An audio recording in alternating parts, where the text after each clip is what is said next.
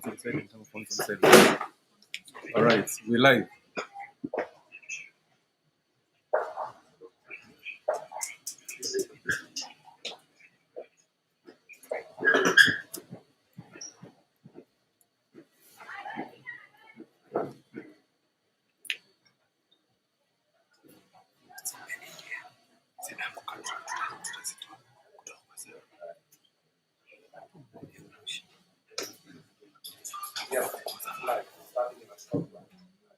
We live.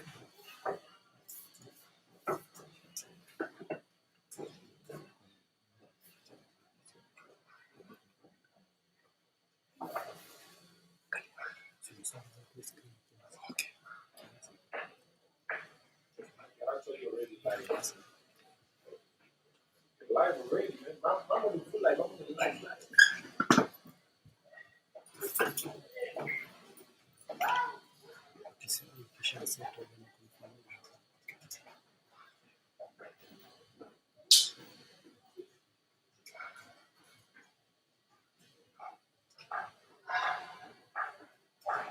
I think Christina at long last, yes.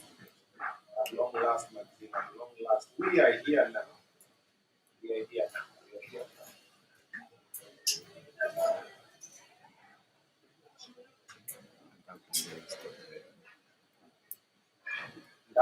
Ndani na kuona hayo Obinna live from KSA. KSA na kuona Kasarani ama ni wapi?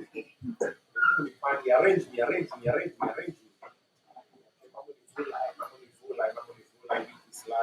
Live. All right. Let me shout you on your indicator to watch from where, then I'm gonna shout you out. Just write for me where you're watching us from, because I'm gonna give you a major score. Yes. Calling from Mondi. Where are you watching us from? Where are you watching us from? Lucy Mawundo. Hey, Lucy Mawundo. Oh, that's interesting. Show. Yes, show. It's Monday, man. What does the church say? Let's go. Okay, all right. Or what were Embu Patrick Njagi, Tuo Patrick, Jambo Obinna, Jambo Bana. Okay. Obinna tuletea wapendwa muziki. Yes, they are coming. I think it's the other week. They ought to come last week, but there's a track they're working on, so they'll come that other week.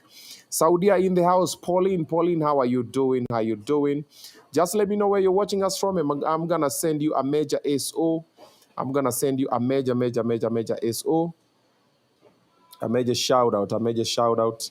Niambie unatuachia wapi? Wewe inakubambia wapi?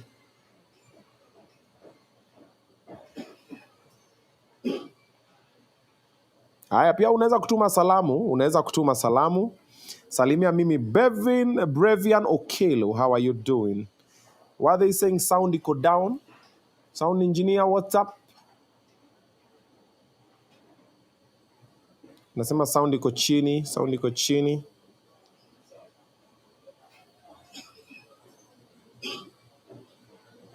Haya, pia unaweza kutuma salamu. Salimia mimi Faith and reflection anasema GMO is the topic we've been waiting to tackle. Yes, that's true. Mwiki Kasarani, Sean Makaveli, niaje. Watu wa New Jersey, Beatrice Njeri, how you doing? Watu wa Kitale, Mary Aondo, niaje. Hi Obinna, Teresia Muthoki, how you doing? Watu wa Langata, Jocelyn Akinyi, how you guys doing?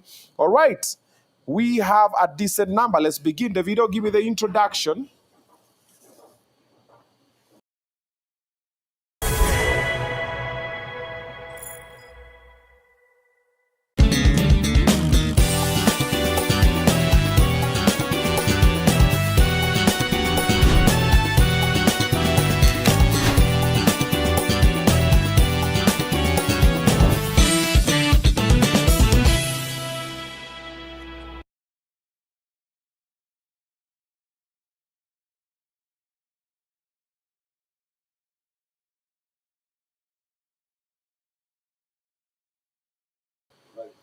Welcome to Obinna Show Live. Thank you very much. Asanteni sana, ninawapenda sana. Thank you for creating time to be with us, and thank you for buying your own bundles and tuning in. When it's Monday, it is time for Obinna Show Live. If that Monday does not start with Obinna Show Live, then your Monday imeingia maji. Yeah, it's not a very good Monday, but once you're here, you know it's a very good day. Asanteni sana for creating time to be with us, all right? Edutainment at its best. We educate you and we entertain you. And I promise you that every Monday when you sit on Obinna Show Live, positive vibes only. Motivation, inspiration, and sometimes intriguing conversations that are going to intrigue your thinking, ama your imagination, ama just the way that you live. Okay? Like the one for today is going to not only educate you, it's also going to intrigue the way you've been thinking about a couple of things. Like you saw it on the title, we're going to be talking about GMO. So are you also a gentleman, Steve Mbogo, Mheshimiwa Steve Mbogo, a while ago, and we spoke about a lot of things in between story ya GMO ikakuja. Then nikasema sawa, acha nitafute sa professionals wenye wanajua mambo ya GMO, and then sa tuongee. Ni ukweli, sisemi GMO, nasema di GMO, si GMO like GMO. GMO, genetically modified, hiyo inakwanga organisms. Ni organisms. Oh yeah, this brother sharp, man. Mom and dad, your school fees. Even though saying najilipia school fees peke yangu, but it's fine. So let's talk about all these things that's around GMO, genetically modified seeds, chakula, mamboga, nini. I want us to talk about that one. But before that, let me let you know we're coming live to you, of course, from Samaki on Othaya Road. This is our home. Why? They sell the best food in the town, seafood, and you pair it with some jazz music. It's in Othaya Road in Kileleshwa. All right? For this particular episode, I'm hosting a professor. Wah! Watu wanasema show me your friends. I tell you who you are. Sasa hapa tuko na watu wamesoma. Watu wamesoma leo kwa kipindi ni watu wawili. Professor na nyinyi. Mimi ni giza ninaona. Yeah. I brought a professor from Kenyatta University. He's known as Professor Richard. That's right? That's right. Welcome, sir. Welcome. Thank you so much. How are you? I am exceeding expectation. Ah. Yes, in the spirit of CBC. Oh, okay. You're a professor? Yes. From KU? That's right. Professor of? I am a professor of molecular biology. Molecular biology. And what molecular biology is, involves genetic engineering. Okay. And genetic engineering means that is the tool that we use for making GMO. Okay. So, and for the last 20 years, the GMOs that we have been making in this country, here at Kenyatta University, as the only university in East and Central Africa with a lab that is certified by the National Biosafety Authority to undertake genetic engineering, meaning development of GMOs. Okay. So when I hear a lot about this discussion around GMO, it sounds as if it is coming from the West. And I'm wondering, just walk with me. And one of these fine days, Obinna, come to the lab. We show you the GMO so that we stop this madness around GMO. There's nothing so special about GMO. Sawa. That is why we're here. Yes. We want to talk about GMO. Yes. There's so many theories that are flying around. I just want to see. Na pia nyinyi mtaleta maswali zenyu stories za GMO nitamuuliza zote. Yes. But watu wengi watajiuliza, Professor, okay, maprofesa wengi ni wazee. Okay. Tuko tunasema, young man, you know, I'm a professor of molecular. Lakini uko tu hapa kakijana professor. Yes, I did my undergraduate in biochemistry. Yeah. My master's was in biotechnology. Okay. My PhD in the University of Cape Town was in genetic engineering. My postdoc is in drug discovery. My other master's is in Masters of Science in Executive Masters of Science in Organization Development. My other graduate diploma is in Forensic Science from Blackford Institute. My other training is Science Communication. So actually, I'm a journalist. So be very careful. I can take your job. I apologize, guys. Let's take it all back because Yangu is in danger. Since you want a gold child. And I have served Kenyatta University for years. As a lecturer, as a senior lecturer, as an associate professor, and now, professor as well. So Okay. it takes time to get Okay. to. But I also, at Kenyatta University, I belong to the Department of Biochemistry, Microbiology, and Biotechnology. Okay. And also now serving Kenyatta University as the Registrar of Research, Innovation, and Outreach. So I look after all the research that happens at Kenyatta University, GMO included, apart from me doing it. Okay. Yeah. That's the person tunahosta. Mbona ni akili zimesoma. Mseme Obinna umetuletea mtu ni mtu amesoma, ni mtu mwenye anajua mambo yake. Yeah. Today's lineup is very, very interesting. We're going to be having a lot of interesting guests. Tumeanza hapa na Professor. Tukitoka kwa Professor, tuko na Jembetile Vini Flavor and G Nganga are going to be in the house. We have Maureen Actress in the house. We have Happiness Odawa. She's going to be tackling toxic parenting. Anasema mama yake, ile character development mama yake alimetandika. Tuko na Saru, maintain. Ivo, hapo sawa. Tuko na Umoshi 1 hour. Hako na shida. Yani kama anataka Sudi ampatie posho mili yake. Yeah. Then for the Xmas giveaway, surprise today ninawapatia mambuzi. Yeah, like goat. Okay, si Nyashinsky. Yeah, but someone is going home with a goat tonight. So stay tuned, mutaona. And I think even the giveaway one I'm doing immediately after this one, you start to ingia kwa mambo zetu ni nini, because mbuzi pia sasa inafaa ziende ya kwa pilau mapema ndio best. So today's show is like that. And of course my suit, my jacket is coming from HLM. Wako hapa Ad Life Plaza opposite, hiyo ni Shujaa Mall ground floor hapo nyuma. Wako na shop inaitwa HLM. Hii shoot wajalue hawa. Hii shoot nimepanda ndege. Nilipatiwa zawadi na Helen, I think it was Helen. Alienda pale HLM akanunua suti akasema pelekeni Obinna, nikaletewa mpaka hapa na director wa HLM. Suti imeseka, suti imeenda Sule. All right? So ingia pale HLM utafute shuti. Guys, forgive me. I did not choose to be born in Europe. All right, Mama County, utamaliza saa hizi tuanze shughuli. Leta maji, wacha huyu akupatie maji, alafu sasa tuingie kwa story ya GMO. Tumesikia mambo ya GMO. We've heard about a lot of things. Yes. That's why I'm here today. Yeah. How are you? Very fine. How are you? Umeshtua Professor. Professor, uko aje? Niko hivi. Nasikia wewe ni professor. Unadhani mimi ni GMO?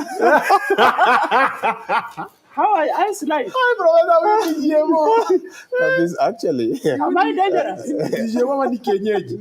Hii ni kienyeji original. Mimi ni GMO rich. Original. Umeshinda aje? Wewe ni professor wa Kenyatta University. That's right. Sasa mimi ni professor wa KU. Kibira University. Pia mimi niko nafundisha mama how to save, kuendelea na maisha. Nikuuliza swali moja. In life, ukiwa shule, which was your best subject? Mathematics. Mathematics? Yes. Hapo nazi tulikuwa danda. Najua ni professor juu danda ni nini? Unajua danda? Yeah, najua. Ni nini? Ni mtu. Ni wewe. I was being modest. I was trying to be modest. Yeah. You're trying to be modest. No. In this show, kanyaga shingo, Professor. Kanyaga kama inapumua. Kanyaga bali napumua. And which was your enyonge ulikuwa unapenda lakini ukaanguka. But which was Art and craft. Art and craft. Hiyo ni wakati gani? Hiyo si ni wa kitambo. Nilipigania. Wewe ni GHC? No. Okay, CSE. System 844. Yeah, kumbe ni wajuzi. Kwa nini wewe ni wa 62? Oh. Unajua 62?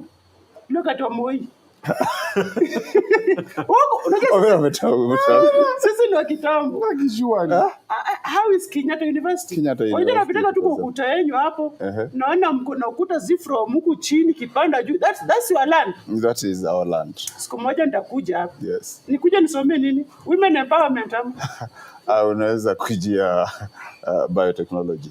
Hiyo ndio nini? Hiyo ndio GMO. GMO? Yes. Nitakuja kusomea GMO. Tafadhali. Mungu akubariki. Thank you so much. Mungu bariki profesa anapokuwa hapa akiongea GMO ingia kwa akili za watu na watu wanaona hii shop pia wafungue akili. GMO, is it dangerous? Amen. Amen. It is very safe. It's very safe. Very safe. Mungu akubariki. Acha nikuze profesa. Wow. Otek. Small. Matema konyo. We're trying to help. All right. GMO. Tumesikianga sana vitu mingi wanasema ukikula mahindi ama marago ya GMO kifua inakuwa kubwa. Ukikula GMO sijui aje unakuwa bubu. Ukikula GMO unakuwa mfupi. Ukikula GMO unakuwa dwanzi. We've had so many things about GMO. We have a professor who's going to be clearing the air. So let's start with GMO. So let's start by defining it. Know the abbreviations? What is GMO really? Genetically modified organism. If you read it from the back going the other way around, it also means, oh my God, how lovely is this technology? Now, this is how good that technology is. A genetically modified organism is that organism that has picked the DNA from another organism that naturally it cannot mate, or it cannot do the mating. Okay. For instance, if you have maize and another maize, then when you cross that, you get hybrid. So that hybrid is not GMO. That is natural mating or the crossing and all that. That's okay. Now, genetically modified organism, for instance, comes in, and I'm trying to break it down further. Okay. Obinna, you usually enjoy your ugali, right? Yes. Ugali and beans, for instance. Let's start there. Ordinarily, why do you eat ugali? Because you want to get carbohydrates from it, isn't it? Yes. Why do you eat beans? Because you want to get proteins for them, isn't it? And sometimes when you are eating githeri, for instance, let's look, githeri is the best because you have maize in it, you have beans in it, you have some tomatoes also cut inside it, and some onions, isn't it?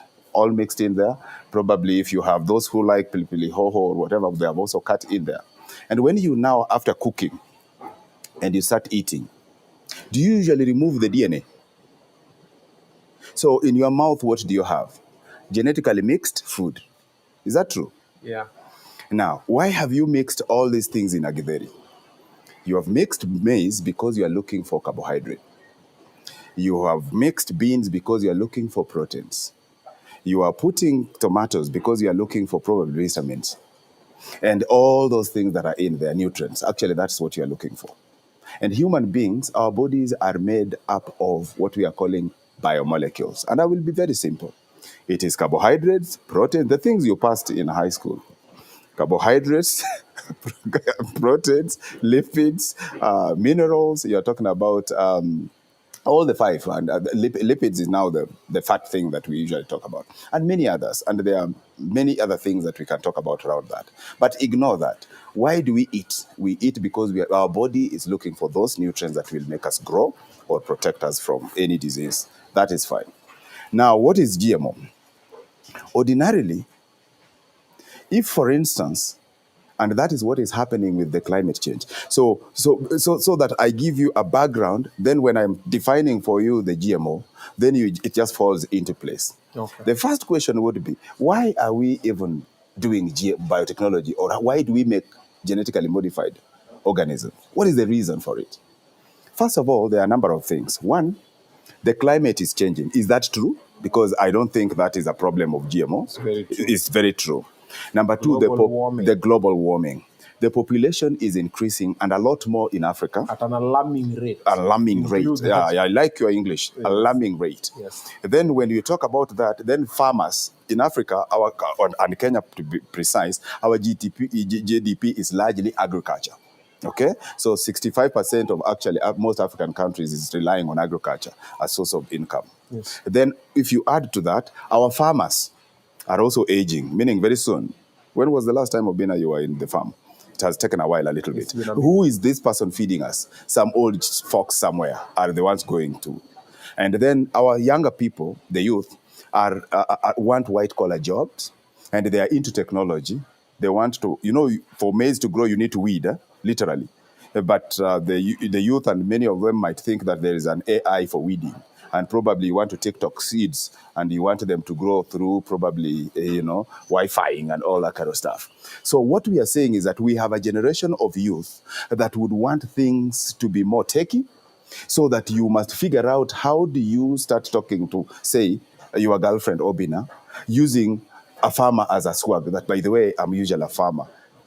Nobody's proud about that. And that's not the truth, because the richest people, many of them in the US, are farmers. That's true. But when we come here, even to introduce yourself and say, I'm a farmer, unaangalia different. You get what I mean? And why is it? Because we've not looked at farming and added technology into it so that there is value for it. Because even wakati unaangaliwa hivi, like you're saying, with people are looking at you in italics in another way, the whole idea is that they all eat at the end of it all. That's true. Now, when we come in as molecular biologists and genetic engineering so that we make GMO, what is our driving force?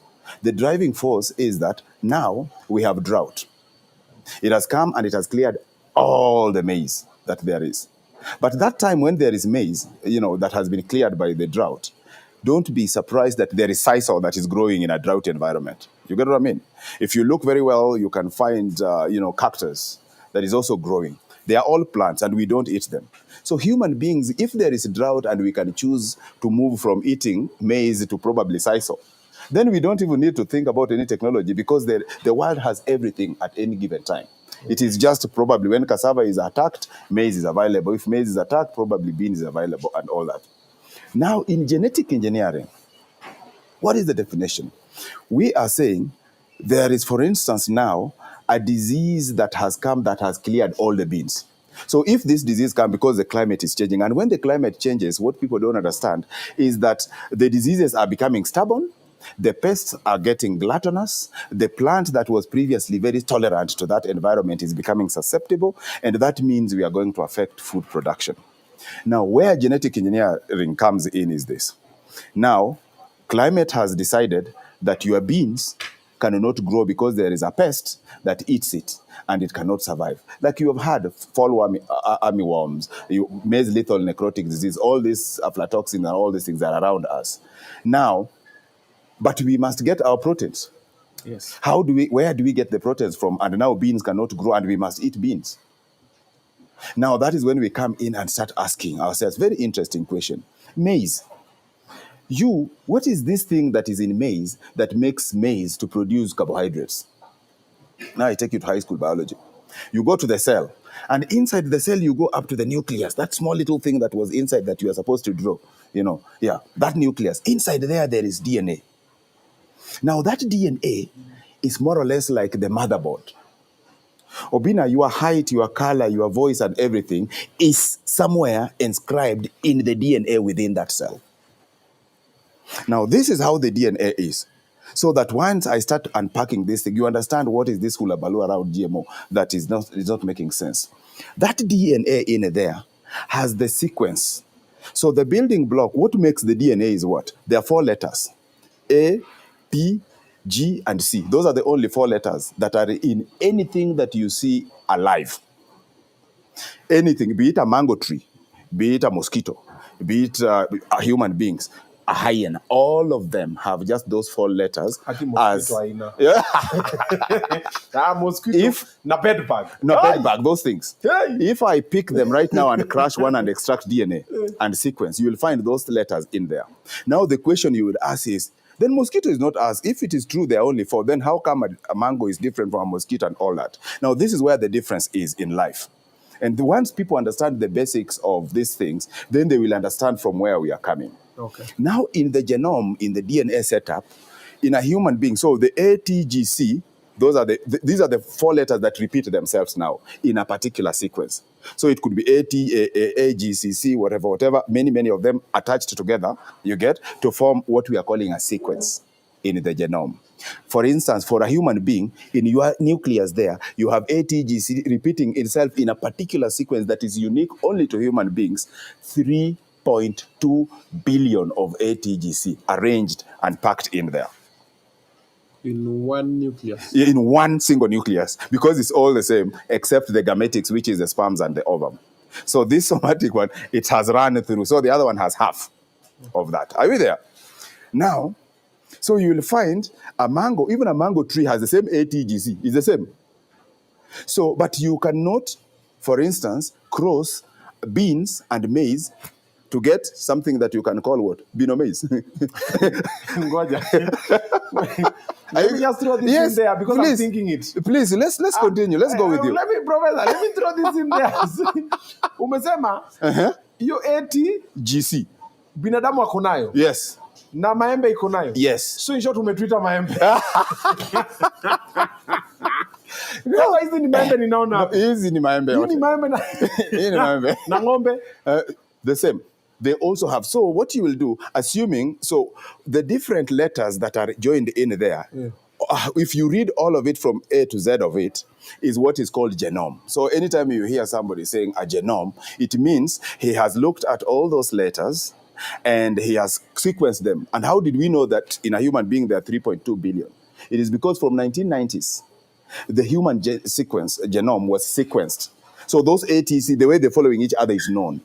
And then after knowing the sequence, there is something else called annotation. Annotation means this is a sequence of ATGC 3.2 billion. How do you know this section is responsible for your eye?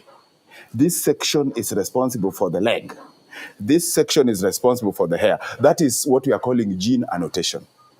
Now, back to our maize and beans, because I want to be simple, and we are cooking githeri in this arrangement. Okay. And why, you can eat githeri and you're just fine because you've gotten all the nutrients from it. So we come in, because if I want to do genetic engineering, what are the first things that I need to do? I need, first of all, to look at the sequence of maize and count all the ATGC and know the sequence. Then store that. That is called a genome of maize. Then I go into the genome of beans, also do all the sequencing and get to know this is the set of the genome for beans. Then I ask myself a question.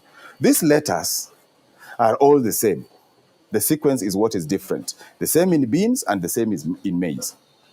But now here there is a climate change that has affected, or there is a pest that is eating the entire bean, so beans can't grow. Ordinarily, you should start eating only maize alone. Mahindi choma, whatever, and with salt and all that, water, if you change whatever, because we are not going to get our beans. Now, this is where a genetic engineer comes in. Ordinarily, this is how conventional breeding.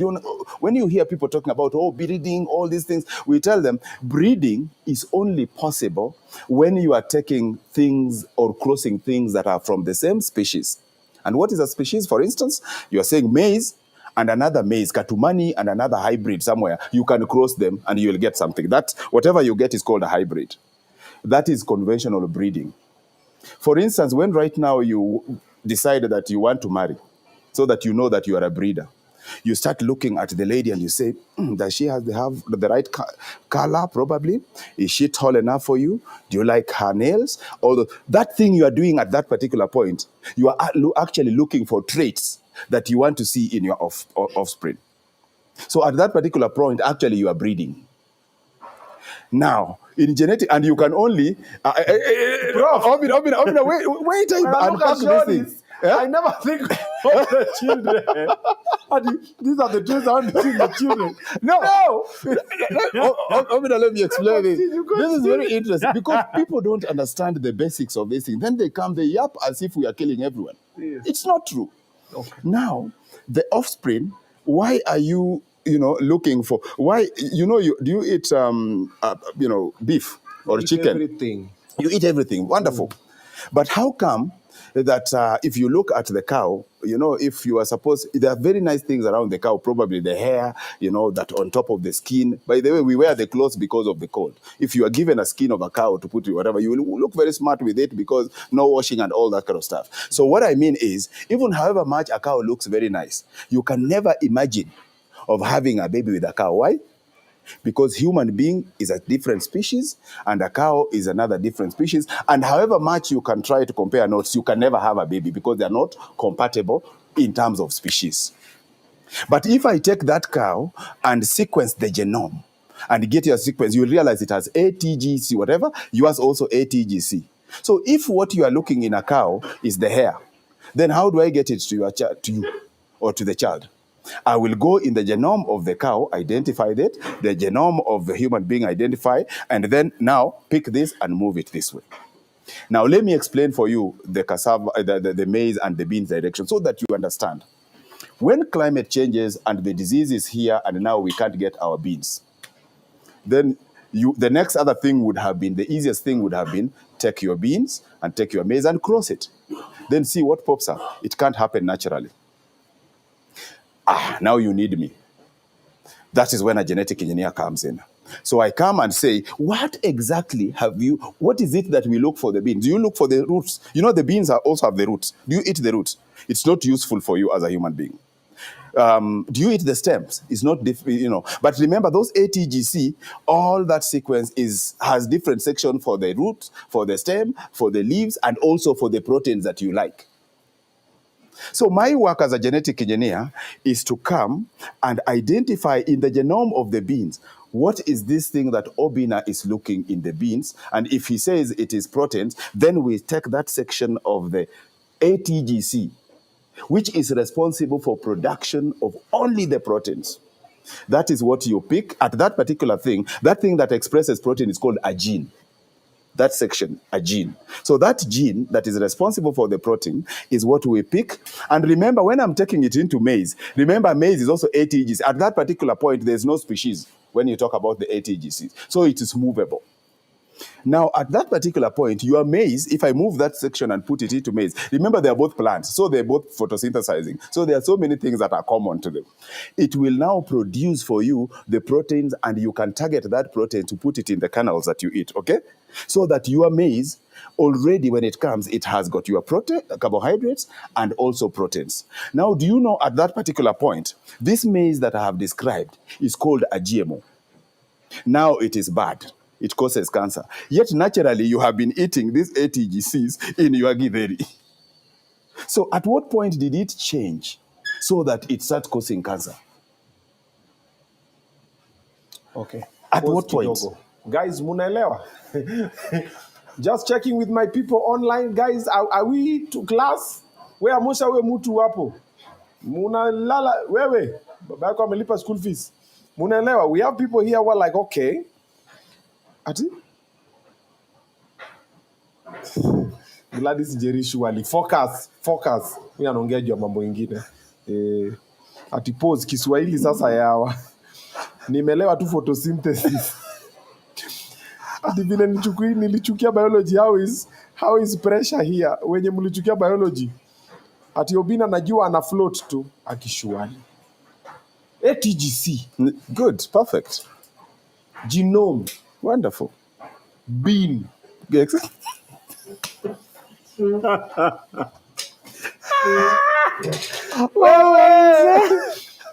Prof ako sawa Jane Wawiru ati najua haiwahusu lakini nilimaliza shule last year. But all I can hear is vocabularies. Agneta Kalea oni kitu inamupita ko nje kabisa. Ati but nilipotea kiasi. Paul Musakalia, don't worry. Hii ni live alafu uta rewind tu baadaye uta watch tena hiyo part. Ati monkeys and human. By the way, can monkeys and human?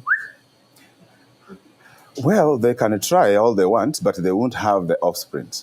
If you take the ATGC of monkeys' flexibility. Now you see, you're now thinking like a genetic engineer. Yes. Because you've looked at something in a monkey that you want, but you can't get naturally because of what we are calling species barrier. Okay. Now that barrier is where now genetic engineers have now realized that stop looking at organisms from the level of full organism. Okay. Go to the DNA where life is, where the sequence is of everything that you see alive. Then now at that level you can move. So I can take the flexibility ATGC for monkey. Yes. I put on human being. You can put on the human being. At what point do you put it? At what point? At the point of conception. You put that in the sperm and in the ovum, so that the baby comes with that ATGC at that level.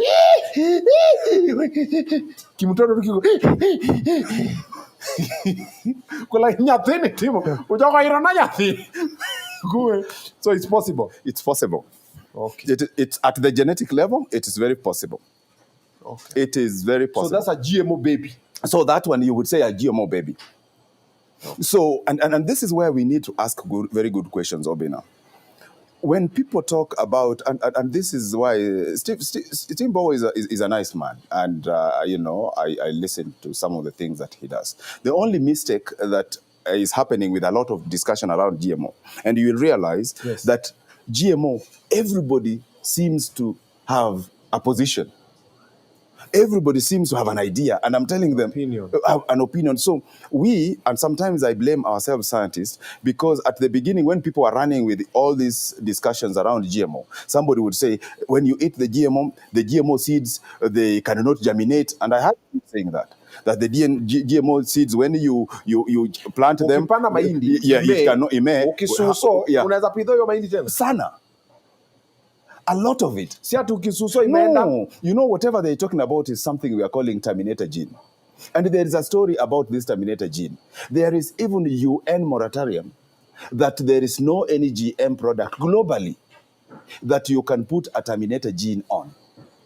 And do you know this terminator gene that they keep making noise was also in an attempt to deal with the criticism that they had. At the beginning, they were saying, now if you have your GMO maize, for instance, and this is so that people understand this thing they talk about, gene flow or whatever. For instance, the maize that I have told you right now, where you have put the proteins which you naturally eat from beans, you have only picked the sequence of the beans and put in the sequence of of maize, which naturally you will still eat anyway. So if this maize is growing, you know that maize is a better maize than the other maize that will give you carbohydrate alone. So if you are planting in the neighborhood, the other one, because maize for maize, at that particular point, the gene can flow, when the pollinations and the pollens can move and go into the neighbors, maize. Then you start hearing people, gene flow. So they are almost making people to start imagining that a gene flow is a very bad thing. Gene flow, there's nothing wrong with when you are comparing notes with your significant other to get a baby, you are actually affecting a gene flow. You are flowing the gene. So, but when you hear people talk about gene flow, how about this small-scale farmer? And there's this thing they call small-scale farmer. A small-scale farmer who has his organic or whatever seeds. When you bring a GMO next to it, you see what will happen to that. And I ask you, we first of all need to find out what is the GMO we are talking about. And the anti-GMOs must now come to this table and start asking the right questions. Because every technology must be regulated so that we perfect it. You get what I mean? But they are asking the wrong questions. They are tied up in some old classroom that they were taken in. I think the first GMO was commercialized, Obinna, in 1994, 30 years ago. And it takes you 16 years to build a single or to generate a single GMO product. Meaning, for instance, when you pick this, because the questions that need to be asked is when I pick this DNA from beans and I move it to the genome of maize, then you need to ask the question, the right question. The first question you would ask, an intelligent question would be, remember the maize also has its ATGC that was creating the entire maize. You get what I mean? So when you bring this from the maize, how about if it comes into the ATGC of maize that is responsible for the color? Remember, that is responsible for the color, which is the photosynthesis. It means you have moved this DNA and it has gone into this maize, but now your maize is white, because it has lost the pigmentation. You get what I mean? That's a good question to ask. And then you ask us, how are you ensuring, the right question the aunties should be asking us, how are you ensuring that when this gene, you picked it from the beans and you're moving it into the genome of maize, how have you ensured that it has not overlapped a very critical gene in this maize that is responsible for something critical for its growth? You get? Excellent question. Then that takes me to an explanation of what is the process of moving now the genes from there to the genome here. Because the aunties will come here and tell you that, you see, these guys are cutting DNA with namakasi. If you can't even see a cell you can't see with your naked eye, how are you going to go to the DNA namakasi? And then you cut, so these things are very interesting. And we are here as Kenyans and willing to let people know that GMO in this country, Kenya, has been developed since 2005 up to now. So serikali hataki kutuua? No. Nyinyi na hizo ma big pharma companies now ma sponsor, let me not mention their names, at we are sending seedlings, sijui mndengu, sijui nini ampangi kutuua na GMO. No. And let me again say something about that. There is this thing about, so the real story about the GMO that people must understand, and this is my fight with the aunties, is that these aunties, GMOs, they are actually, we want to smoke them out from where they sit. Okay. Because we have realized that they are serving the interests of other people or other organizations or other interests or narratives that are supposed to impoverish the entire Africa. And this is my argument, and they know it. GMO The first one was commercialized in 1994, 30 years ago. It takes you 15 years to make a single GMO. So add 30 plus the 15. Then for the technology to grow, it takes around 20 to 25. So add that 35, 45 plus 25. We are talking about a technology that is 70 years old. This GMO thing that looks very new in this country is a technology that is 70 years old. Technologies usually, Obinna, have a lifespan. After a while, it becomes stale. It moves to something else. Now, what the people must understand is that as we are talking right now, the GMOs are eaten in the US. All. Actually, soybean is 100% almost GMO.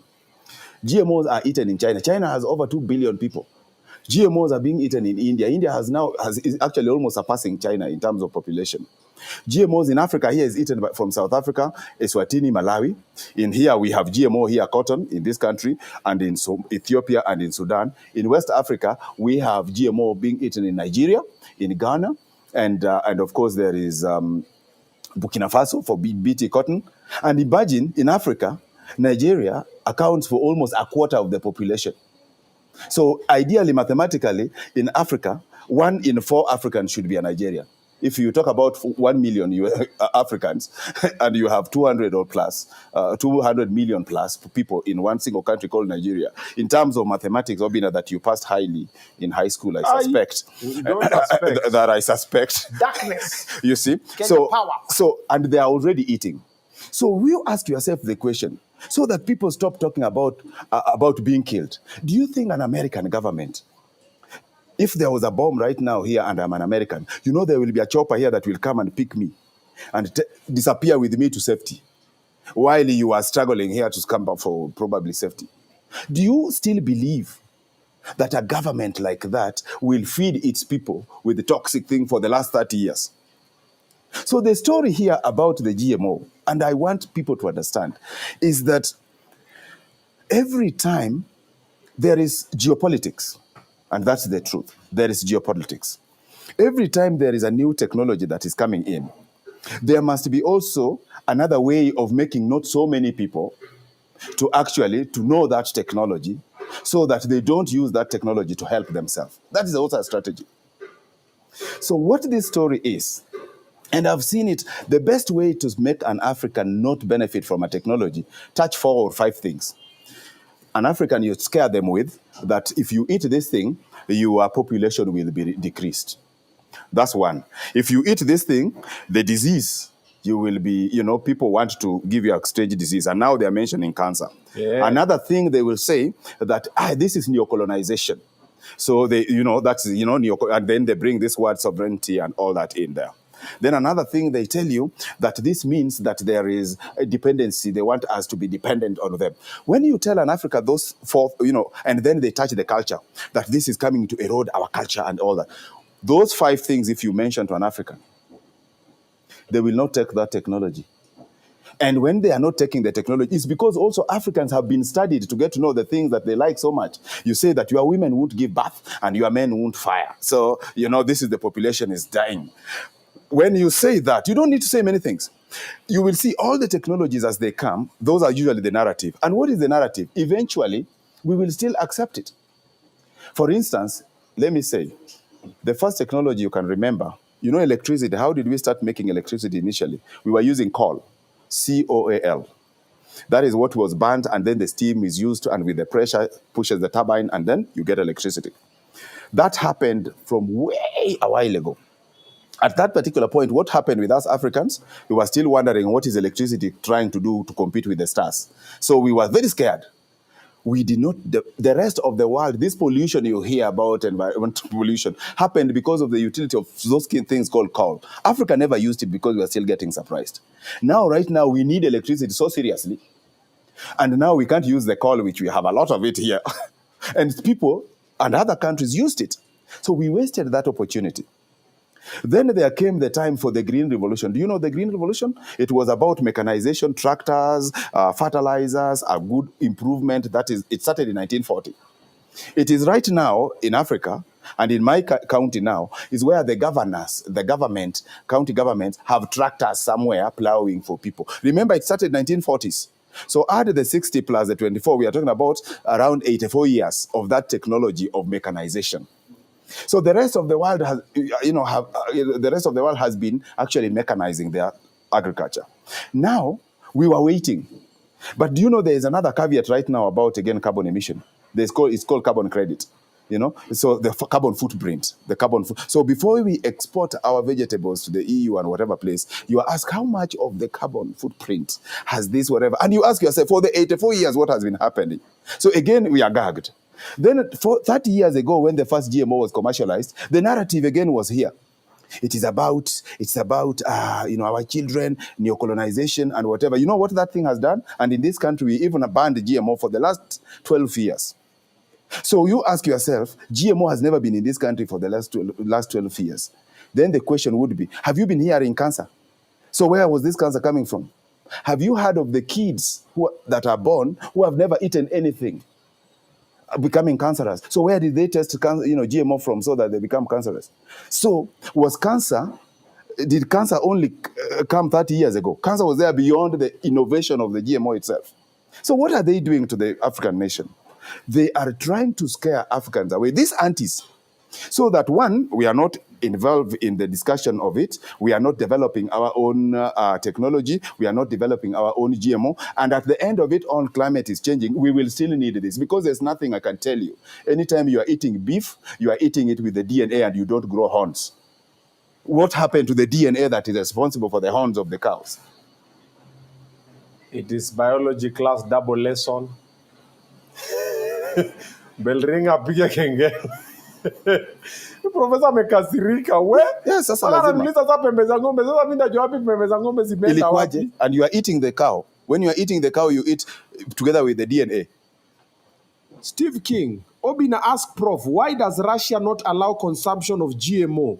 Why is rate of cancer so high in USA if GMOs have no effect? No. That's Stephen King. They are looking for the wrong, they are actually advancing the narrative. That is the right way to advance that. So you think that if the cancer is so high and Americans know that it's coming from GMO, you think it will even take a second before it is banned permanently. So why are we not getting the geopolitics around here? The cancer is at a higher in the US, and you think they know already it's coming from the GMO, and the people are eating GMO, the first-class country? Wake up. The idea here is let Africans continue not developing this technology because they eventually will still eat it. Because there's nothing wrong with it. I studied in South Africa. I've lived in the US. My postdoc was in Pfizer, UK. And all this, I've been eating GMOs. There is... Yeah? Last 2 months ago, I spent almost a month in the US in 5 states. Together, eating the GMO. So there is nothing wrong with the eating GMO. And if you want to know it's a joke, this GMO debate is a joke. Yeah. If it is really, really true, then have you been to the US embassy here looking for the visa? Yes. Are you sure you want to go to a country where there is cancer? Are you sure? No. I'm clear of the GMO. No, those people who have visas, and we have those visas. Yes. Do you think this queue will be this much in American embassy? No, it will be less. It will be less. So, and the aunties, and when they come here, ask them. First of all, when they go to the US, because they frequent there, that's where their money and all these other places come from. Ask them, do they carry their organic food in the plane? Wakifika wanatoa hivi, they start enjoying it. Well, because they don't want anything about that food. It is a joke. It's a convenient statement. They are advancing a wrong narrative. The question here that I should be asked is that, where are we as a country in developing our cassava? So that cassava is not being eaten by this brown stick, whatever, the cassava mosaic diseases that we have around here. Because maize is not a staple food, or cassava is not a staple food for the Americans, but it is for us. Sweet potato is not. And Africans, we are so funny because we are the people with a lot of diversity of foods. You will realize that you, as a Luo, you will enjoy your omena. That omena here, it cannot be enjoyed by probably our friends from Central, and yet omena is not GMO. Why are they not eating it? Is it because it's a GMO? No. So people must understand that what you eat is not because of the GMO-ness. It's about culture, socialization, and how you are brought up. You get what I mean? So food is bigger than what we think it is. Okay. You are not what you eat. Clearly. Obinna leo umezima kama torch. Una kuongea. Agneta Kale. You shut up when knowledge is being dispensed carelessly. When learned fellows are talking, hata mimi na learn, niko hapa zile, hey. Honestly speaking, I've also I thought GMO, kuna zile zilikuwa dangerous because of what I've been hearing from the anti-GMOians. Okay? But now the professors are now dispensing knowledge, now class is in session. So what I want to do is this. I want to look for an anti-GMOian. Please. Mkutane na head to head. Hapa. Mimi nitakuwa kama captain. And I can give you their contacts if you want. I know them. Yes. Sawa. To organize your mechi. We come. Tyson na nani. They sit here. Yeah. We talk nicely. And you see, the question we need to ask, because every time when you talk about the GMO, they run into this, it's coming from the US, it's coming. The GMO, I'm telling you, at Kenyatta University, funded by the government. So you ask me, so that you know that there's a big joke here. You see, I am a genetic engineer. I see those genes and I cut them. And I work for Kenyatta University, paid salary by the taxpayers' money. And we have students that we are teaching who have gotten A's to learn biotechnology, including genetic engineering. So if this GMO is that bad, that the government has banned it, because that means that the GMO and cocaine are in the same group of banning. You get what I mean? I want you to understand the analogy. Okay. So how come we don't have a cocaine regulatory authority? Because for the GMO regulation, we have National Biosafety Authority, which is established by an act of parliament, and therefore with a CEO and very clever people in there with the capacity to check what I am doing in the lab. So what it means, Obinna, the government knows very well, and the research that I do is funded by National Research Fund. You go there and check. National Research. So when next time the aunties come here, because if they are really protecting this country, there is a government ministry of environment that deals with this environment. There is a ministry of agriculture. Why are they not actually having a desk in this particular line ministry to protect us from even the government point of view? How come, where is this, if it is really very useful? Okay. So the question that we need, and when you bring them here, I want them not to talk about this GMO that is coming, because it's banned in this country. I want them to say, what are we doing as Kenyan scientists? I want to walk out there and somebody tells me, Professor, you have been doing this thing for the last 10 years, whatever. Why are we having drought problems? Why are we having diseases in particular, crops and all this? Then we are tasked, because we are paid by the taxpayers. Okay. Money. Then we start doing the right thing for our sons. As it is right now, it is a lot of geopolitics, and it's not helping anyone. Commercial break. Amesema Cocaine Regulatory Authority. By the way, iko Medellin. Kwani ya Escobar ilikuwa si ndio hiyo. Also, wamesema GMO ziko KU. Now please. I know. Come. Now, hey! Come. Mtoto wangu akiitwa KU. Now we know why watu wanasoma KU wako. Guys, that's a joke. Breathe. Haya. Nataka wacha niwasome comments za wale ma students wanalalanga class.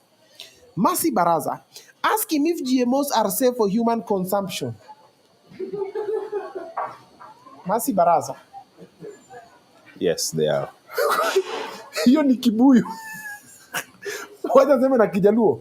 Makobe. Aya. Irene Ruare. Why do we have forests with many trees?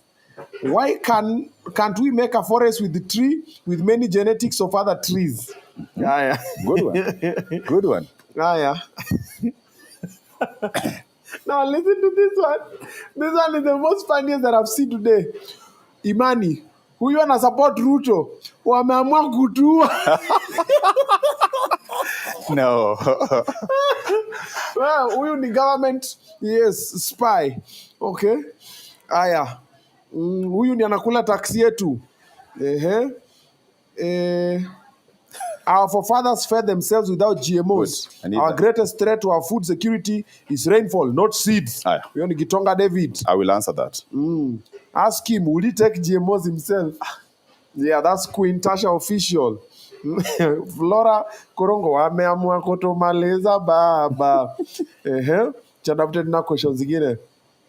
Oh, now this one maybe can be something. Frank Kamau, how do you address the long-term ecological risks Yes. posed by GMOs, especially considering the potential of gene flow to wild relatives and the loss of biodiversity that could affect entire ecosystems? Hey, Frank, kichwa imechemuka?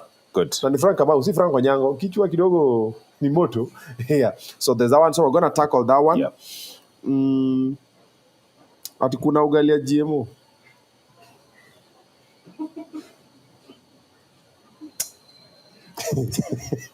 Aya, Madrasa Entertainment. I asked him about the rubber fruits and food found in the supermarkets huku US. Itaweza happen huku Kenya. Okay. Ati nani alikuwa anafikiria nini?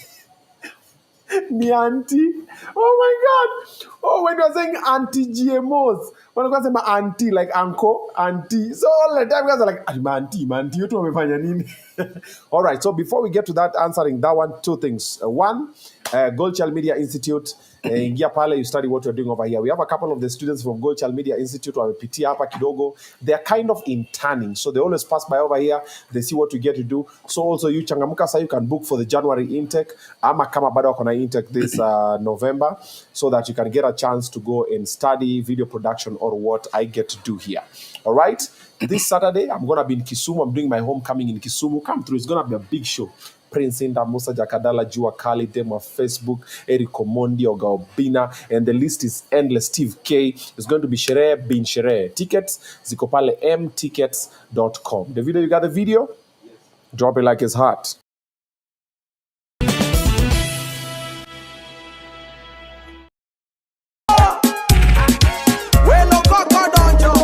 On the 9th of November, all roads are leading to Lake Basin Mall for the Oga Obinna homecoming.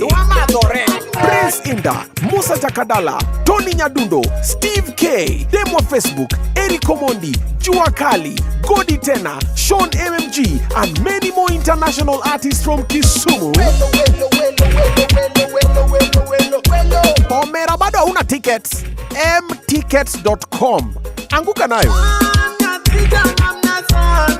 Kisumu, my pride. Body.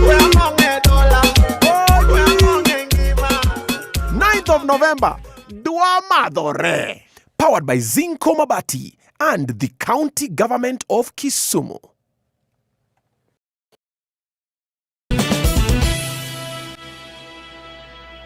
There you have it. So I'm going to see you guys in Kisumu, of course. Alrighty. So we are here with a professor from Kenyatta University. It's called Professor Richard. We are discussing GMO. A lot of people have theories about GMO. Now we have a professor who's actually creating them, taking us through. Okay, so class is in session. A couple of questions have come through. Yeah. There's this one that I need to just throw it away. Motor sessions. And Eliza asked Professor, does he know that genetic modification can also cause adverse effects? Why does he think half of the UD population is obese? What is UD population? I'm going to connect US population.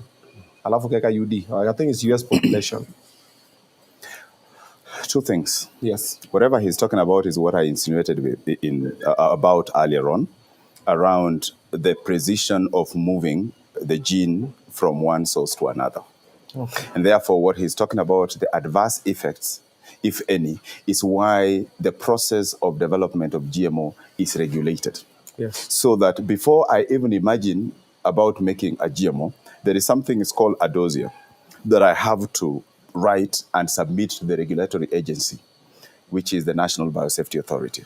What they do is that, for instance, if my thinking about, because at the genome level we can move the ATGCs, okay, which are the nucleotides that form the genomes, at the genome level, because it's easier to move that, if my imagination right now is that I want to move the set of genes that are responsible for the rose flower to give you good flowers, and I'm moving it into maize, for instance, because that gene is still compatible, these are the side anyway, so that your maize also has got the rose flowers in it.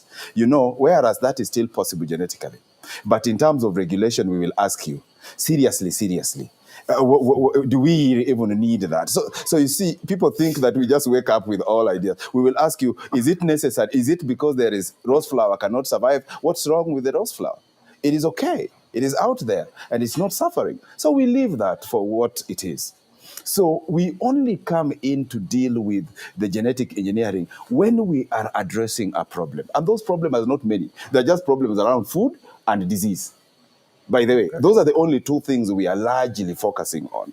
Okay. And therefore tell him that the adverse effectiveness is actually taken care of in the process of making the GMO, because once you have moved the gene, you have to again sequence the entire genome for purposes, or that section that is where the gene has been put in, and that you can know. We have tools where you can do the PCR and get to know, and short sequences. You know which section the genes have been put in. Once you've checked that, you do the sequencing to make sure that, one, it is not overlapping, so that adverse effect is talking about is taken care of, and also it is not interfering with another thing that would be important for that particular plant. So his concern is already addressed, and it is a good question. Okay. Now, what was the other one? This UD, the obesity, the obese in the yeah, UD yeah. or US. Yeah. And this is very interesting. Obesity, Obinna, has nothing to do with GMO and has nothing to do with genes. Obesity means your weight. Have you seen somebody, if you are obese and you give birth to a child, are children born obese? They're just normal kids that are normal. Then you start feeding. The problem with obesity is, first of all, there are those ones that are disease, like if probably diabetes and all that, and therefore your metabolism and all this is not balanced, and that one is medical, and therefore cannot be discussed here. The obese they are talking about is because of the food they're eating. I can tell you without a doubt, Obinna, if I want to change your shape shortly, you only need to give me 1 month. In the morning, I will give you 5 liters of cooking oil to drink as for breakfast.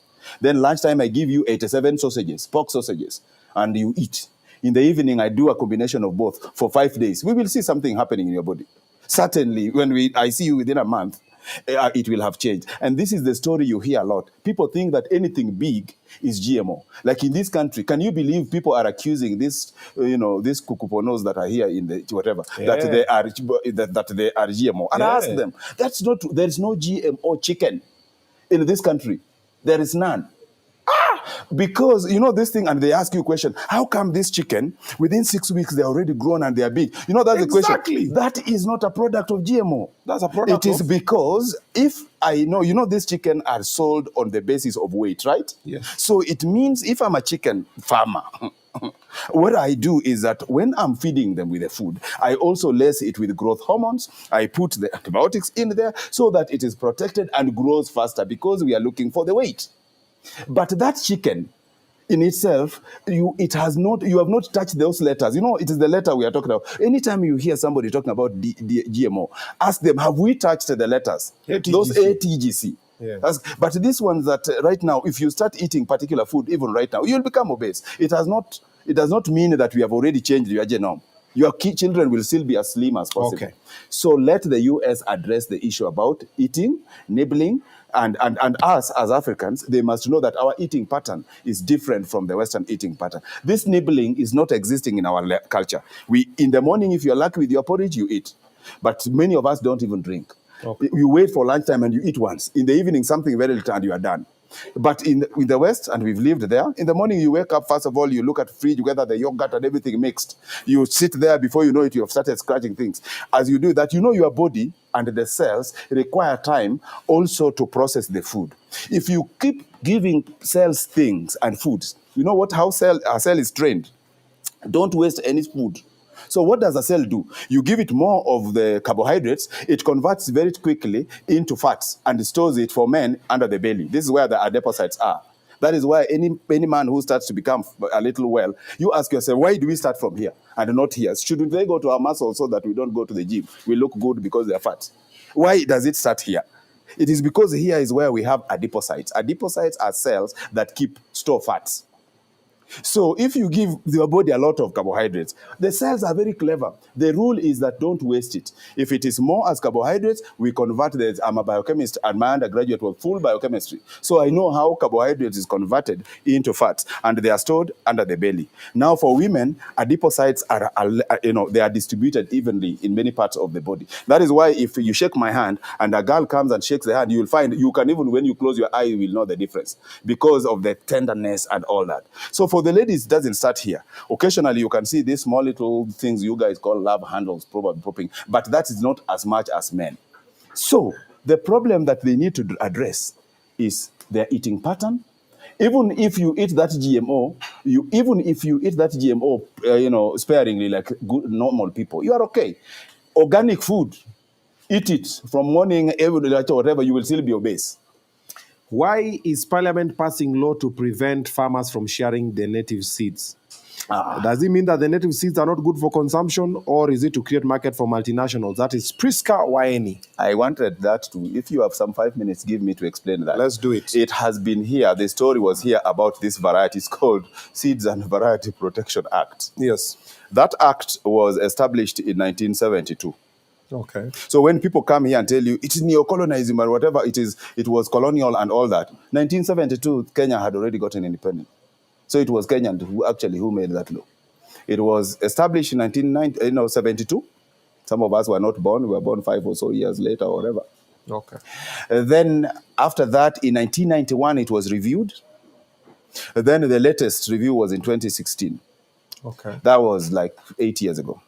This law has always been here. It is also the Seeds and Plant Variety Plant Variety Act CAP. You know, there's a CAP 326 of that particular law. This is what it is.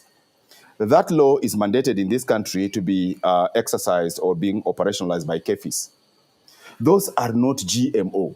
So first of all, you have been treated to Plant Variety Act, this sharing thing, and you have mixed that with GMO.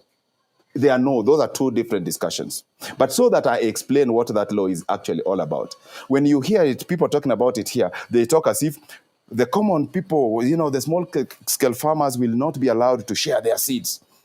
And we have been sharing seeds from time immemorial. And they want you to believe that because people have not bothered to read that thing.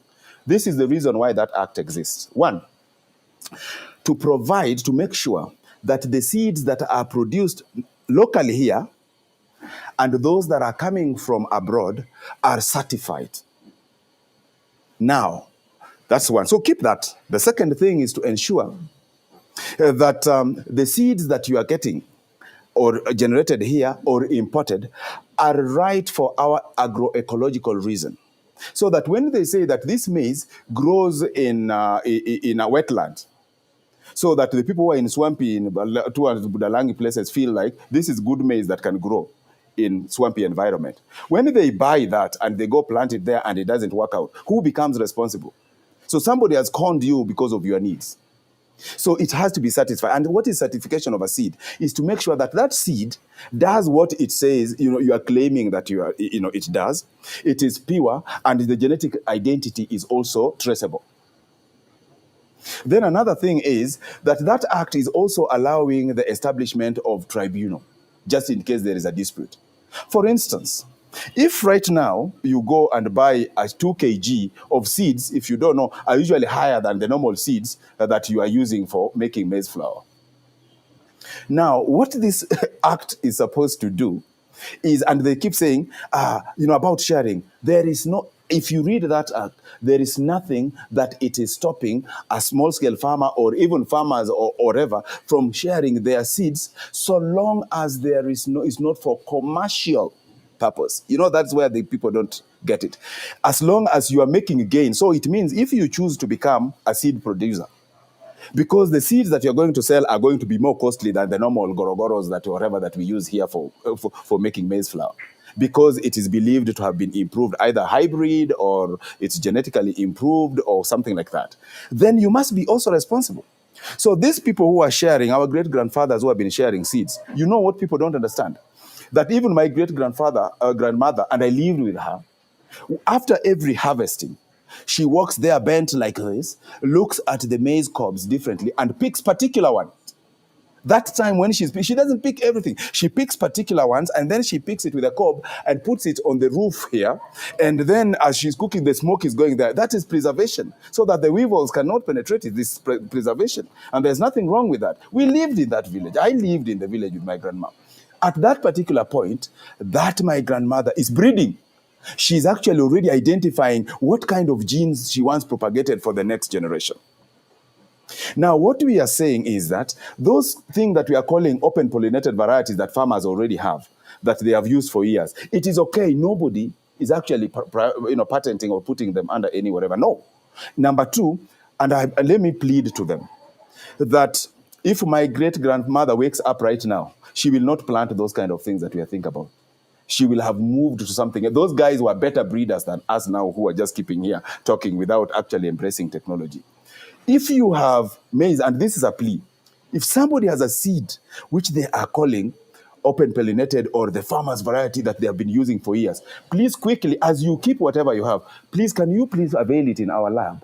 So that what do we do with it? We go and remove DNA from it and sequence the entire of it, so that we keep for you that sequence, so that 200 years ago, a million years to come, we can still with this sequence, we are able to generate for you, because there's a new technology which we are calling synthetic biology, where you can synthesize the DNA.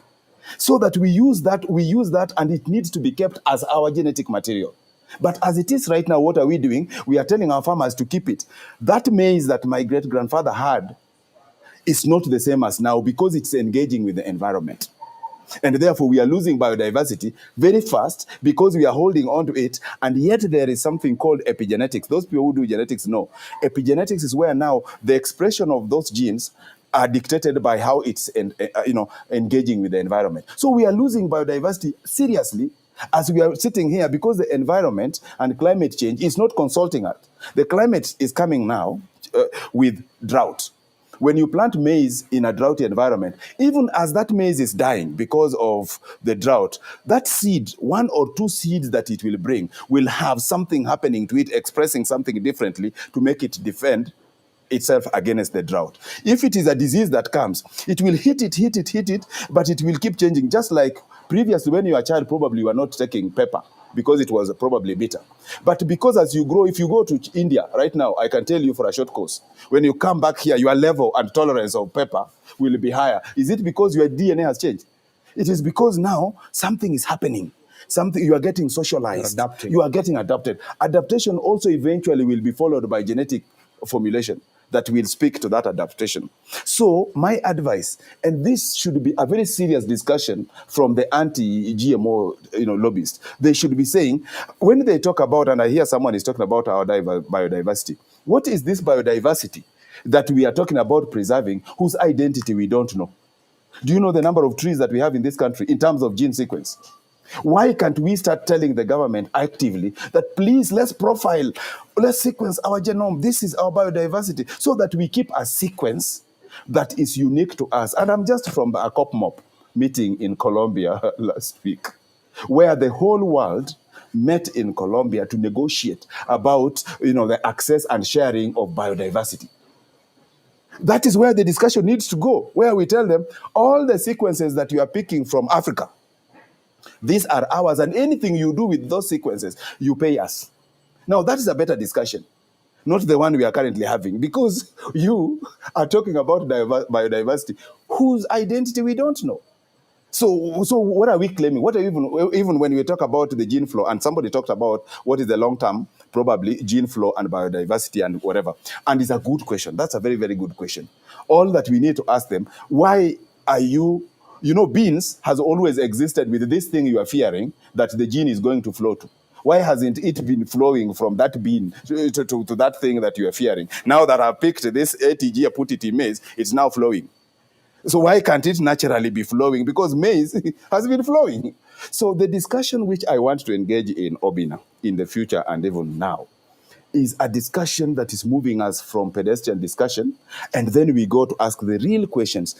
Ask biodiversity, and if we had more time, I would explain how GMO is protecting biodiversity. Why? Because, for instance, if we have pests right now for maize, we use pesticides. When you are spraying pesticides, you are actually killing every pest that is, insect that is there, including even the ones that are not going to eat your maize. That is what it does. Now, what do we do in genetic engineering? We realize that, for instance, the stem borer, if you have eaten maize, you will see the cob up there, some of this thing that looks like a caterpillar or whatever, that eats the maize. It's called a stem borer. That thing called stem borer, there is a bacteria in the soil here that we eat in salads that produces a product or a medicine that sticks into its gut and makes the gut start swelling, and it can't feed, so it dies out of starvation. That's a bacteria that is existing. So that bacteria has already in itself ATGCs that produces that particular medicine. So what do we do? So we ask ourselves, instead of coming with pesticides and start, this thing you hear BT, have you heard about BT maize, BT cotton? That BT is not biotechnology. B and T, stands for bacillus, T is thuringiensis. So the first letters. So B, bacillus, T, thuringiensis, T. So when you say BT maize, it means that it is maize that we have gone into the bacteria, which is called Bacillus thuringiensis in the soil, which you eat. Do you cook your salads? No. It means it's a soil-borne bacteria. You have been eating, any person who eats salad and wherever you've been eating soil-borne bacteria called BT. So what we have done in genetic engineering, we have gone for that ATGC that is responsible for that medicine that kills a stem borer, which you don't want. So we have put it into maize. And it runs into the genome, just like vaccination. You know, when you give birth to a child and you vaccinate, that vaccine is running into the system, isn't it? It doesn't make them any whatever. So if we are able to vaccinate our kids, that we, after, human beings we are vaccinating. So you think we cannot vaccinate a mango tree or just beans? Really? And you think we should be happy with that analogy? All we are saying now, that BT you hear, that ATGC has been moved to the genome of maize. So maize is now more or less, allow me to use the word vaccination. It has been vaccinated so that when this particular bacteria, stem borer comes and bites it, it will stick here in the guts of that bacteria, of that stem borer, and then it will die.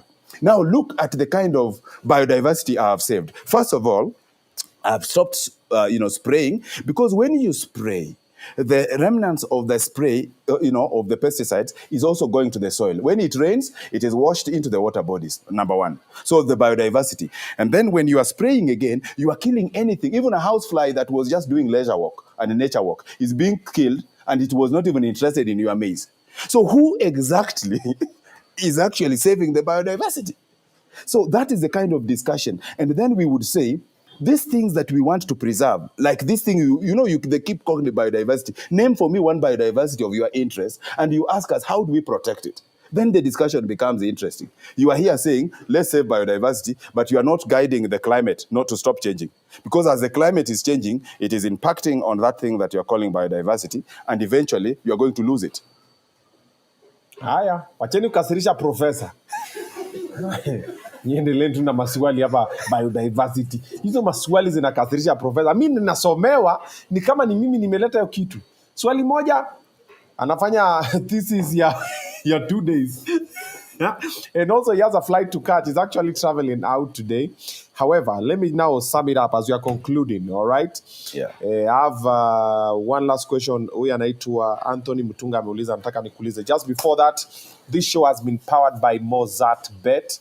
Alrighty, I want you to get yourself onto mozartbet.co.ke and try your hand on the casino jackpot. 2 million shillings up for grabs, and it might just be yours. Alright, so changamka teke, download it on App Store or on Play Store. You get to spin it over there. Ukipata kakitu naniona kando. Na pia wale mwenye bada nangoja sema niko nao lakini nimespin leo so nangoja kesho ni nini?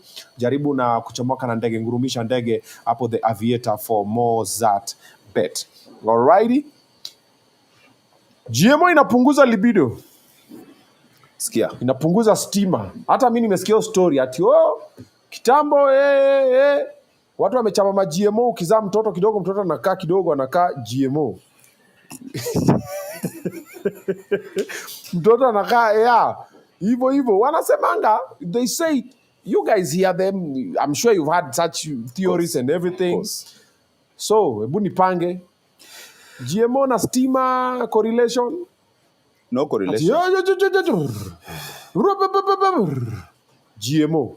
Watu wanaambia wakule mapuoni, wakule matuma nini, tuache kukula hizi vitu umetuletea ati You see, the moment people will realize that DNA in itself is nothing. You know, DNA is made of those elements that don't have life. Carbon, nitrogen, they don't have life. They don't live in themselves. But when they are joined to form a nucleotide and a nucleotide and a nucleotide joins, it forms the DNA. And when the central dogma starts, which means expression of that DNA, then life starts and it moves on. Listen, actually, it is the DNA, the genetic engineers, that you need to be profiled. we can even get to know what is this section. Because you know how it works. And in the current thing that we are calling genome editing, we should be able to find out if there is an Obinna who is not that thing you're saying, and there's one that however fails, okay? Then we need to look at sequencing the two and say, because human genomes are sequenced similar, okay? It's small variations, but those variations are nonsense, so they don't make any, if there are mutations that are SNPs, that's not a major thing. But what we are talking about is we can sequence and get to know where is the genetic default, and whether loss of stigma, is it as a result of the genes? What is it? We need to go and ask what is real reason why the muscles or there is that erectile dysfunction. Is it because of what you have eaten? Is it because of your genes are not firing? Is it because your heart is not pumping? Because the whole of that process is about the heart pumping so that the blood can start flowing rightfully, right? And that is why, and this is what people don't know a lot more, and I spent years in making drugs with Pfizer in Sandwich in the UK. I can tell you, and this is the history, this thing people call here Viagra and whatever was not intended as research. It was a side effect. The real reason why that drug was being discovered was for people who are suffering from the hypotension. Hypotension is where your heart is not pumping at the right speed and it is lower, and therefore it's, remember the heart pumps to go to the lungs to pick oxygen that you have been breathing. It goes back there and it's pumped once so that it flows and comes back. So when it's not pumping that family, it means it requires that in your knees here there's another part so that if you pick up, it pumps it again so that is when it comes back, you know? And yet we only have one heart. So in the process of getting that, and actually the drug was largely that hypotension, for the hypotension. But when they were now doing clinical trials and all that, they realized people come, yeah, my heart was pumping, but also, so this became very interesting, and they were just like, oh, this is a side effect, but it's a very good side effect. So actually, for the pharmacophore, the main ingredients right now, if you go to the doctor and they are probably, and this is an interesting joke, when you say that they want to, your heart is not pumping very well, and the doctor looks at you and says, by the way, is your family, because they want to prescribe, is your family around? You say, well, they're in the village. Oh, okay, when are they coming back? You think that this doctor is caring. He just knows that the kind of drug you are going to be given for your heart is a side effect. That means your family. And he doesn't want to be accused of any unintended adverse things that they're talking about here. So that's a side effect. And many of the drugs have been, actually discovered that way, where you try in the process of this, you find this is happening in the process of this. And once you realize that is what it is, then it goes through now the normal process of cleaning that side effect to make it now a real, so that you know what is the dosage, what is how long, what is the efficacy, how long will it be cleared in the body. Because once you are done with your activity, you don't want to be here still looking as if whatever pitching tents for 24 hours, 30 hours, yet you are supposed to be in class probably teaching. So all these discussions. Malaria Queen was a side effect of a pesticide. So if anybody tried Malaria Queen, you tried it, right? Yeah, of course. Yeah, we tried Malaria Queen. No, the tablet. Which one? Malaria Queen. Yes, of course, I know the Malaria Queen. The tablet. That thing was terrible. Yeah, but some people had some side effects, of course, some so allergies. That thing was side effect of pesticide. No. That thing was killed. No. So, but Obinna, all said and done, at the end of it all, and I know we may not exhaust this discussion now. It's a very broad thing. But what I want the public to get to know, first of all, please, anytime you are eating your beans and you are eating your beef and all this food you are eating, you are eating them with the DNA. And we are not here as scientists to kill our own people. I have a family with kids. Why would I be in the lab making something that is going to kill my own offspring that I'm trying to protect? The discussion we need to have, which very closed-door discussion, is what are the GMOs, the genetic improvement? Because I don't even like this word GMO, because they have stereotyped it to look something very dangerous. Then even if you pour a GMO in here and you say it, you start getting scared. And it's not true. So we must start unlearning and have a conversation around what are the GMOs that are relevant for our agroecological. Because at the same time, and why am I saying that? The same, and somebody will tell you, how about when a rogue, scientist can use this thing and wants to kill everybody? But I tell them, the same vehicles that we have here are the same ones that are causing accidents. Why haven't we cleared the vehicles off the road? Because we have the police to deal with if you overspeed, we have NTSA to check that it is roadworthy, and that is what we are saying. We have the labs that are being regulated by National Biosafety Authority. We have NEMA that says that this thing must be good with the environment. We have KEFIs here saying that it must actually be better than the seeds that are already in the market. We have the health there saying it must not go through, it must, all those things are in place. Let's discuss the merits of this technology, because whether we like it or not, and I want to go on record on this one, the genome is the next big thing. The entire world is right now running around picking those sequences. Because now, this thing we are calling biodiversity, it doesn't now exist. We are keeping sequences because we can synthesize a mango sequence because of what we are calling synthetic chemistry, synthetic biology. So where should the discussion go to? I expect them to discuss more about who is taking those sequences that are unique to us, so that in the future, when we realize that you have picked those 80 from our sequence we are claiming, that's a better discussion. Not this biodiversity debate we are going to have here of a biodiversity whose identity we don't know. Haya. Exam come. Obinna 0. Mama County 5 almost 2. Agneta. It's fine. Thank you very much. You're welcome. We will not finish this conversation today. I've realized he's very passionate about it. I never expected it. Me, I was like, yo, this is going to be a very boring interview. It's going to be like 30 minutes maximum. Then, so what is GMO? It's good. Then you people to date it. Then bye. Yeah. But somehow it's turned into something else. So we will come with part 2. Yes. Now I want to find an anti-GMOist. Please. With the professor, now we go head to head. Kayapa, and I drop Professor and a clear, and I drop Professor and a clear. So we stop having theories, and that is now even what happens even in Kenya mostly, with a lot of things that happen in the public space. We have theories about things. Right now we have theories why Gachagua was impeached. We have theories about why Kindiki is there. We have theories about president. We have theories about the former president. We have a lot of theories, but there are people who have factual data. So before you have facts on it, maintain shalab. All right? Thank you very much, Professor. Thank you. Wacha tukuachia hapo. Asante. Mimi niko na mbuzi zenyu mbili, nataka niwapatie up next on Obinna Christmas giveaway. So I'm seeing you guys in the next 5 minutes with your mbuzis. Kuna Masai wame... Bro!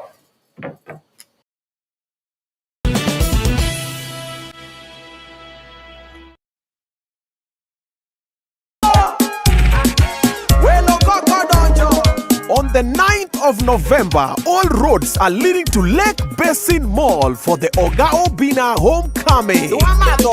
Prince Inda, Musa Jakadala, Tony Nyadundo, Steve K, Demo Facebook, Eric Omondi, Jua Kali, Godi Tena, Sean MMG, and many more international artists from Kisumu. Omera bado hauna tickets? mtickets.com. Anguka nayo. Kisumu, my pride.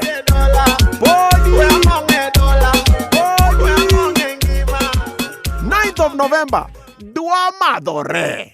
Powered by Zinco Mabati and the County Government of Kisumu.